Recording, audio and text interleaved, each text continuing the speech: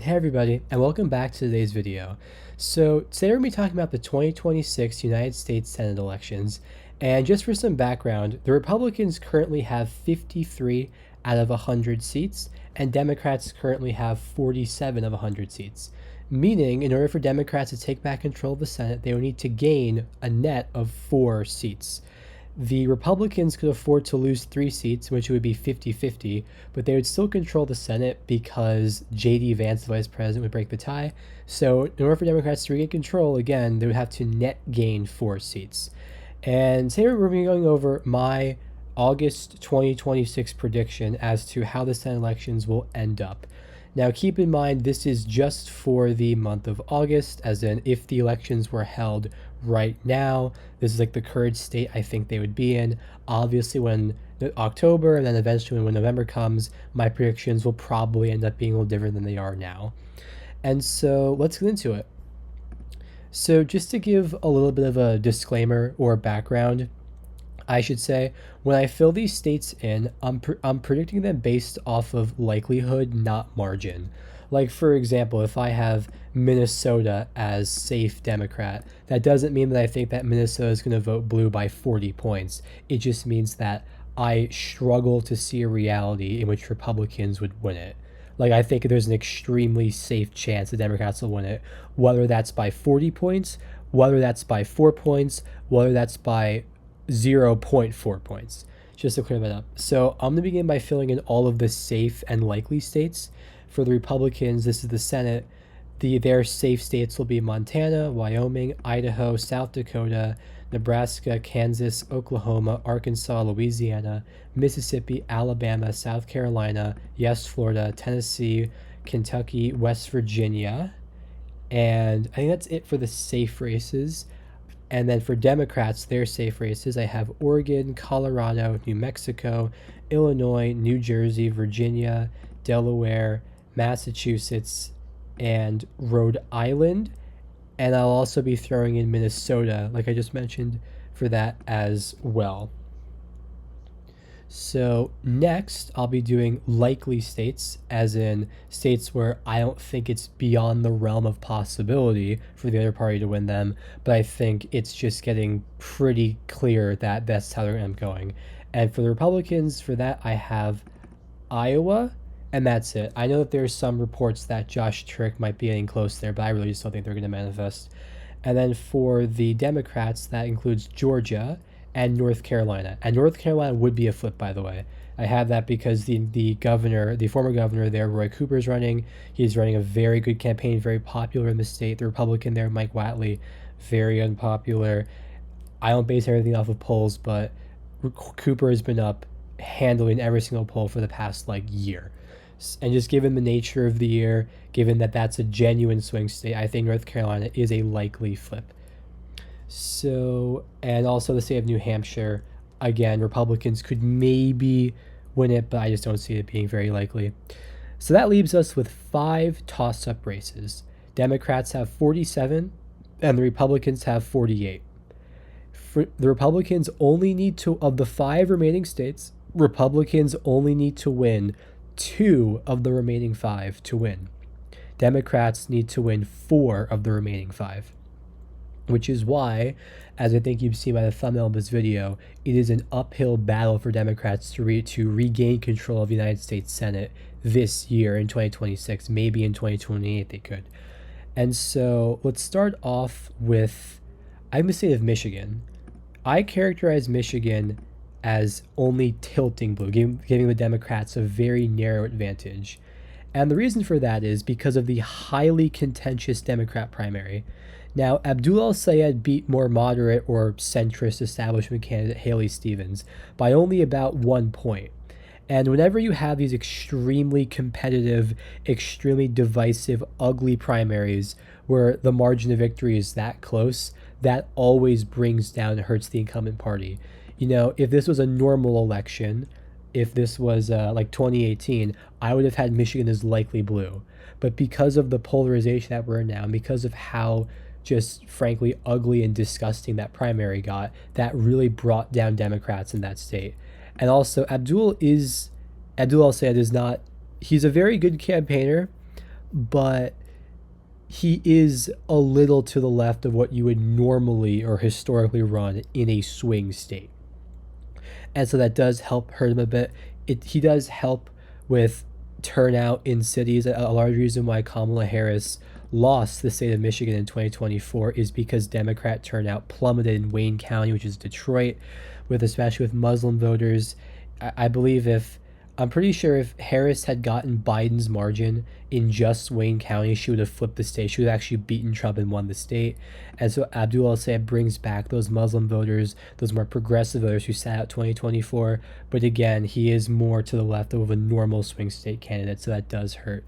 But ultimately speaking, just because of the year it is, because he is a strong campaigner, I will give Democrats the narrow advantage there. But for the aforementioned reasons, that's why it's not lean or likely. So the next state I'm going to go to is the state of Maine.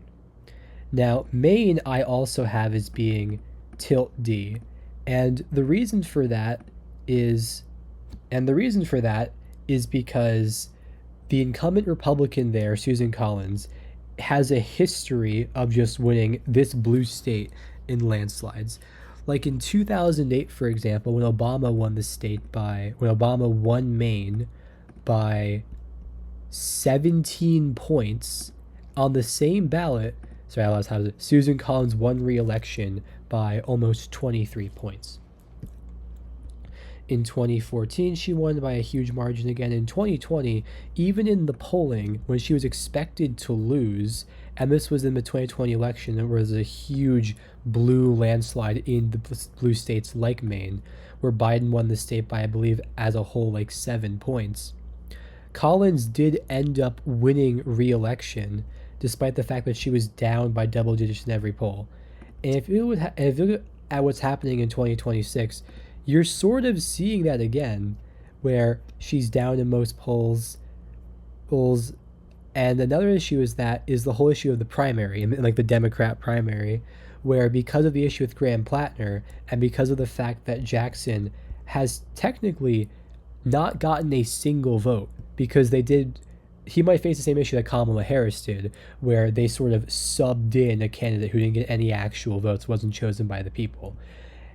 And that's why I don't have this as better for the Democrats. Normally, you would think it'd be like a safe flip, sort of like Montana in 2024 with Jon Tester, the Republican version of that. But just because of the fact that she's such an overperformer, and because of the fact that she has a very good job at passing as a moderate, like when she votes against people like Amy Coney Barrett or just recently with Todd Blanche, that gives her a huge boost. Now, just the nature of how polarized we are, just the nature of the year, I still give the race a tilt D to Democrats. But that's just for now. And so that now leaves with the state of Ohio. Ohio I have as lean R. And that might be surprising because in polls, the Democrat share around is actually up. But the issue I have with Ohio is simply the fact that it is a fundamentally red state. By that I mean, in 2016, Trump won Ohio by 8.1. In 2020, when he lost, he went by 8 points. And in 2024, he went by 11.2. It's a very fundamentally red state. It's a new red state. If you look at like Mahoning County, which if you look, has voted Democrat from 2016. It's this one right here, has voted blue in every single election going back to 1976. Yeah, I think back to 1972. See, the last time it voted for Republican. In 1984, it even voted for Mondale in Reagan's huge landslide win. And so if you look at this state in 2024, it is a fundamentally red state. This is a MAGA state. Now, yes, Sherrod Brown is extremely popular. Yes, even though Trump won the state by 11.2, Sherrod Brown only lost by 3.6%. That was a legitimate competitive swing race in Ohio in 2024, which is why this race will be close again in 2026. But just given how red Ohio is, I have to put it as lean R. So now we're down to only two more states, Texas and Alaska. And if you look at the totals, Republicans only need one of those states hold the Senate, and Democrats would need both. In Alaska, and this may be shocking to more normal people, people who don't really follow politics, I will give it tilt D to the Democrats. And the reason for that is because of who we're running in the state. We're running somebody named Mary Peltola, who's an extremely popular centrist Democrat who's won here in the past, against an incumbent Republican, Dan Sullivan. Now, the reason why this race is tilty is because Alaska has something called ranked choice voting, and I won't explain the full way of how it works now. However, all you have to know is that ranked choice voting makes it extremely more likely for a Democrat to win in Alaska because they don't have to win raw. They don't have to have just simply the highest number of votes. They just need to be the most broadly popular. And Peltola does have that broad, even like Republicans coming over to support her support. And so for that reason, I do have Alaska now as tilt D, which now leaves us with only one state, which is Texas. I would classify the state of Texas as being tilt R. And that may be a little surprising because in polling, Tallarico is actually up. And people are trying to compare this to like Ted Cruz in 2018 of how, this is just like in the past when Blue Texas was always like rumored but never ended up happening. People forget in 2018, if I can pull it up here, in that Texas Senate race, if you look at the polling, Beto O'Rourke led one poll in September, one poll in August, but other than that, Ted Cruz was up for pretty much the entire campaign. He was breaking 50 in most of these polls. Whereas if you look at what's happening now, Tallarico has been up ever since the primary elections, has been up in almost every poll. There's only 3 polls here where he was narrowly down. Tallarico is actually in a very, very good position, much better than Democrats in 2016, 2018, 2020, 2022, 2024. And he's also severely outraised and outspent Ken Paxton. And this is a fun fact a lot of people don't know, but I know on the outside it might seem like, oh, Texas is becoming a red state. In 2016, Trump won it by 9. In 2020, he won it by 5.6, but then in 2024, he won it by 13.7. This is a fact that shocks a lot of people. If in 2024, Hispanics in Texas voted the same way they did as they did in 2016, Trump would have won Texas by less than 1 point in 2024. Meaning all Democrats would have to do to turn Texas blue is hold their numbers with white people, maybe narrowly get a bit better, and then revert Hispanics back to their 2016 levels. And that would be enough to flip the state blue.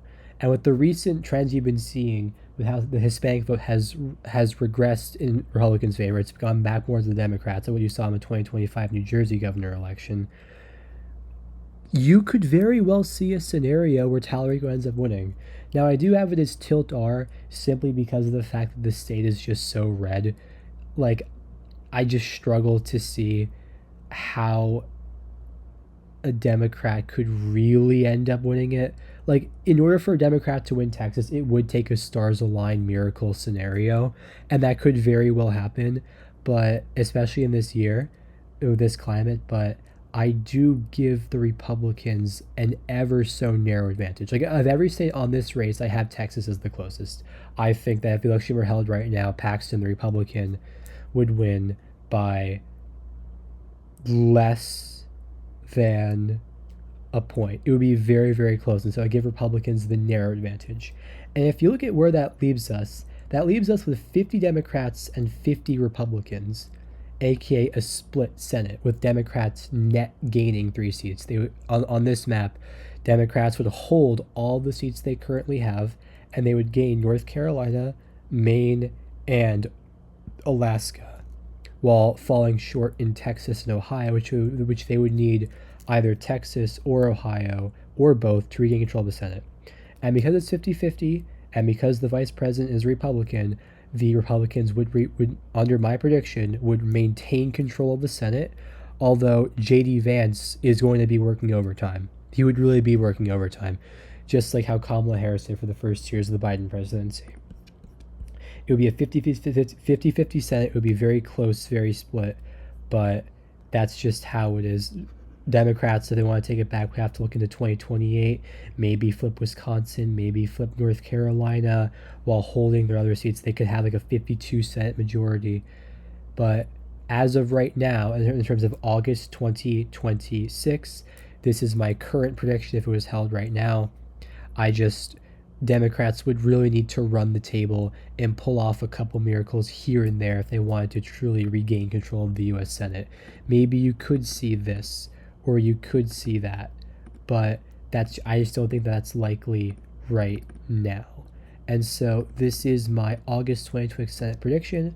I predict that if the elections were held today, Republicans would maintain control of the US Senate, although they would net lose 3 seats. They would lose North Carolina, Maine, and Alaska. And so as a result, they would control the Senate with J.D. Vance as a tie-breaking vote. But that's just my prediction. This will change. If you agree, disagree, have any comments or any thoughts, please comment in the comment section down below. Let me know if there are any other videos you'd like me to make, and have an awesome day.